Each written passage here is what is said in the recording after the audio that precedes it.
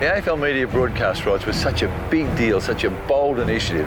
There had to be a secret mastermind. They were easily the toughest negotiations we've been involved in, and candidly, as soon as he became involved, we knew it was game on. Someone prepared to stare down the biggest power brokers in Australian sport. He's one of the most intimidating presences I've ever dealt with. Hello? Is this thing working? Nano. E.T. phone home.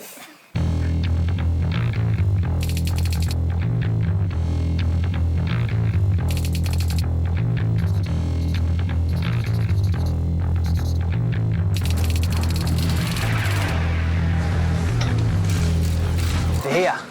Jono, you ready? Can I get a mic check, please? All good. Good luck, boys. Welcome, everybody. Apologies for keeping you. There was just a few documents need to be tidied up last hour or so. Come on, Fitzy, give me a spell. I'll now hand over to Andrew to run through the specifics. Testing 1, 2. Andrew, can you hear me?